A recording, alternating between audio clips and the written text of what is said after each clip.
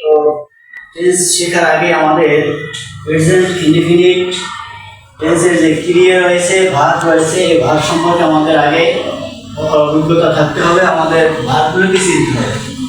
আমরা যদি present indefinite বলতে যে ক্রিয়াগুলো আছে, যে ভার্বগুলো আছে, সেগুলো যদি আমরা বাংলা ইংরেজিতে চিনি, তাহলে পরবর্তী ক্লাসগুলোতে আমরা কি সুন্দরভাবে করতে পারবো, মুখস্থ করতে পারবো এবং দেখা মাত্রই আমরা ভার্বগুলিকে কি শনাক্ত করতে পারবো এটা প্রেজেন্ট ইনডিফিনিট টেন্স কিনা, তাই না? এখন আমরা বাংলা বলবো, তোমরা সেই বাংলা ক্রিয়াগুলির ইংরেজিতে কি বলবো? ভার্ব বলবা প্রেজেন্ট ইনডিফিনিট টেন্সে, নাকি? সবাই পারবা তো ইনশাআল্লাহ? ইনশাআল্লাহ। তো আমি বলতেছি আই প্রোনাউন ব্যবহার করে, আই সাবজেক্ট ব্যবহার করে আমরা সকল ক্রিয়ার সাথে কি বলবো? আই বলবো সাবজেক্ট, আর সামনে আমরা বাংলায় যে বর্তমান কাল সেটা বলবো, বর্তমান কাল বলবো, তোমরা সেটা কি করবে? ইংরেজিতে বলবে, ঠিক আছে তো? ইনশাআল্লাহ। তো শুরু করা যাক। আমরা বলতেছি আমি যাই, আমি খাই, আমি দৌড়ে, আমি করি, আমি খেলি, মাশাআল্লাহ, আমি হাঁটি, আমি নেই, আমি ভালোবাসি, আমি আসি, আমি জিতি, আমি দেখাই, আমি শুনি, আমি রাজি, আমি সাহায্য করি, আমি পরিকল্পনা করি, আমি মজা করি, আমি দাঁড়াই, আমি স্পর্শ করি, আমি পরিষ্কার করি, আমি ধুই, আমি রাখি, আমি লিখি, জোরে বলতে হবে, আমি লিখি, আমি পান করি, আমি ঘুমাই, আমি কথা বলি, আমি ভাবি, আমি পড়ি, আমি পড়ি, আমি পড়ি,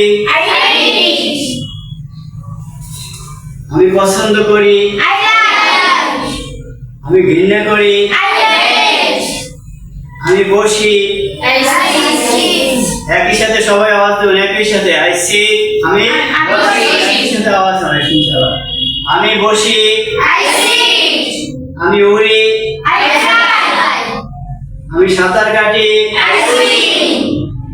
আমি কাজ করি, আমি চড়ি,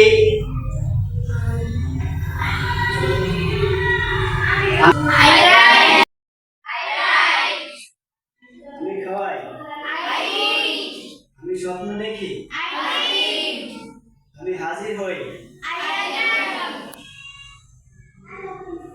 আমি ব্যায়াম করি, আমি সুরে মারি, আমি গাই, আমি বদলাই, আমি বন্ধ করি।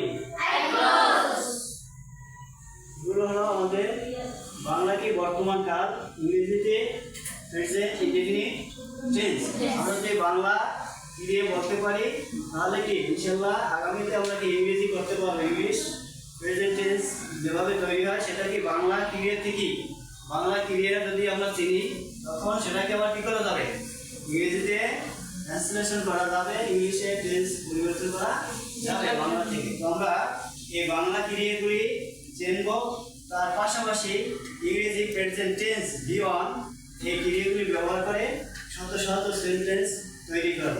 তারপরে আমরা আসব টেন্সের ব্যবহার, তখন ইনশাআল্লাহ আমরা খুব সহজেই টেন্স এর আলোচনা বুঝতে পারবো এবং আমাদের ইংরেজি সাহিত্যে ইংরেজি বইয়ে যে কোন জায়গায় প্রেজেন্ট ইনডিফিনিট টেন্স, কোন জায়গায় পাস্ট ইনডিফিনিট টেন্স, কোন জায়গায় ফিউচার ইনডিফিনিট টেন্স, এগুলো কি সহজেই বুঝতে পারবো ইনশাআল্লাহ। তো এর পরের ক্লাসে আমরা দেখব আজকে আমরা সাবজেক্ট আই ব্যবহার করেছি, আবার পরবর্তী ক্লাসে আমরা উই ব্যবহার করব। এভাবে থার্ড পারসন হি সি সেই সাবজেক্টগুলো ব্যবহার করে আবার কি আমরা নতুন শব্দ শিখবো ইনশাআল্লাহ। এতক্ষণ তোমরা ভালো তারা সবাই মনোযোগ দিয়ে ক্লাসকে সুন্দর করেছে, আবার আগামী ক্লাসে ইনশাআল্লাহ আরো সুন্দর করবে। আশা রাখি আজকের ক্লাস এখানেই সমাপ্ত হলো।